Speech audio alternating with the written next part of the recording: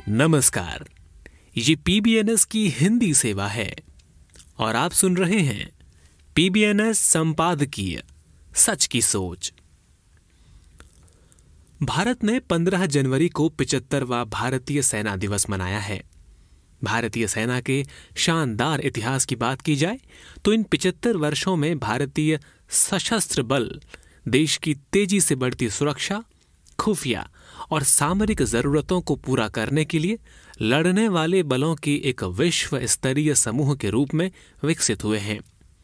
दूसरी ओर अन्य सभी डोमेन की तरह भारतीय रक्षा क्षेत्र में भी अवसरों, प्रशिक्षण, क्षमता निर्माण, अंतर्राष्ट्रीय सहयोग और मान्यता, तकनीकी उन्नति और आत्मनिर्भरता के मामले में एक बड़ा बदलाव हो रहा है। सुरक्षा उन प्रमुख क्षेत्रों में से एक है जिसमें 22,700 किलोमीटर लंबी सीमा, जिसमें भूमि और समुद्र तट दोनों शामिल हैं, की रक्षा के लिए गंभीर पुरुष और महिला सैनिकों की आवश्यकता होती है। आज के समय में दुनिया में बढ़ती जा रही अस्थिरता के कारण किसी भी समय युद्ध के हालात बन सकते हैं। ऐसे दौर में हर समय ऑपरेशनल तैयारियों को सुनिश्चित करना आवश्यक हो जाता है। शायद रूस के संघर्ष के दौरान भारतीय सेना को इसी बात ने देश के लिए जरूरी सबक के प्रति प्रेरित किया था।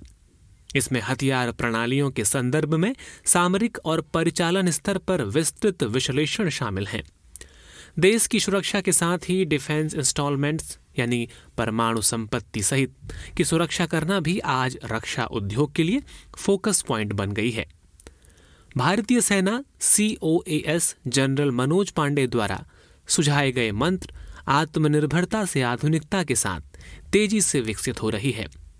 ये स्पष्ट रूप से भारतीय रक्षा उद्योग द्वारा प्रौद्योगिकी, उन्नत उपकरणों और तंत्रों को अपनाने में वृद्धि को दर्शाता है।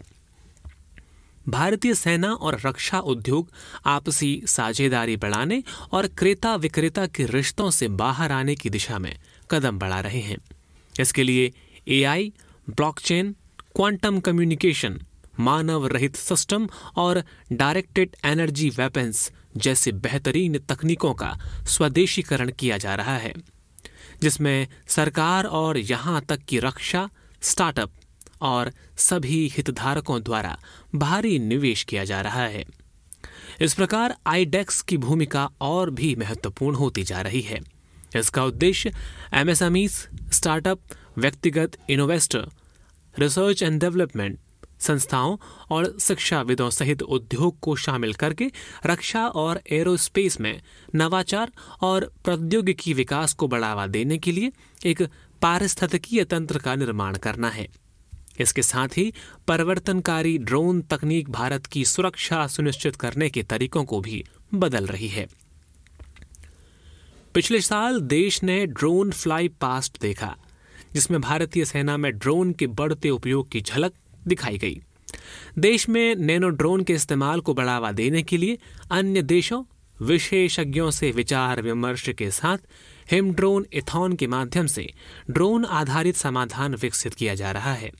साथ ही साथ डोमेस्टिक प्लेयर्स से प्रस्ताव आमंत्रित करने और स्वार्म ड्रोन को शामिल करने के लिए लगातार अन्वेषण में वृद्धि की गई है। इसके अलावा अब दुनिया लेजर आधारित हथियार प्रणालियों की ओर बढ़ रही है। भारत भी DRDO के तहत उच्च ऊर्जा प्रणाली और विज्ञान केंद्र यानी CHESS जैसे संगठनों के माध्यम से आगे बढ़ रहा है, जो ऐसे विकसित और भविष्यवादी हथियार प्रणालियों का नोडल केंद्र है। इसके अलावा कई अन्य सकारात्मक बदलाव भी हुए हैं, जो देश ने कई अवसरों पर देखे हैं। इन बदलावों में भारतीय सेना में सैनिकों को शामिल करने के साथ युवाओं और महिलाओं के बढ़ते प्रतिनिधित्व प्रमुख हैं। जैसा कि भारतीय सेना ने हाल ही में दुनिया के सबसे ऊंचे युद्ध क्षेत्र सियाचिन ग्लेशियर में कुमार पोस्ट पर एक परिचालन तैनाती के लिए पहली महिला अधिकारी को तैनात किया था। ये भारतीय रक्षा में महिलाओं की संख्या में वृद्धि और उपलब्धियों के लंबे बढ़ने का एक और उदाहरण था।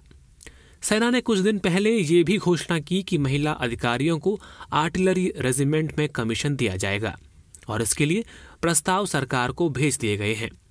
पिछले साल अग्निपथ योजना की शुरुआत के बाद महिला सैनिकों को और भी बेहतर अवसर मिलने की उम्मीद है, जो भारतीय सेना को युवा, हाईटेक और अल्ट्रा मॉडर्न आउटलुक के साथ दुनिया में सर्वश्रेष्ठ में से एक बनाने में फोर्स मल्टीप्लायर के रूप में कार्य करने वाली है।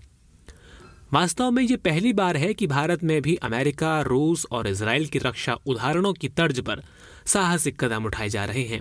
इसके लिए राष्ट्रीय प्राथमिकताओं के अनुरूप नई सामरिक पद्धति को ध्यान में रखते हुए रक्षा और सुरक्षा योजनाओं को विकसित किया जा रहा है। भारत के लिए अभूतपूर्व ऊंचाइयों पर पहुंचने के लिए भविष्य में कहीं अधिक संभावनाएं हैं, क्योंकि देश को आत्मनिर्भर रक्षा के प्रति उत्साह और प्रतिबद्धता के रूप में एक ऐसा मजबूत तंत्र का निर्माण हुआ है जिसकी हमेशा जरूरत थी। धन्यवाद।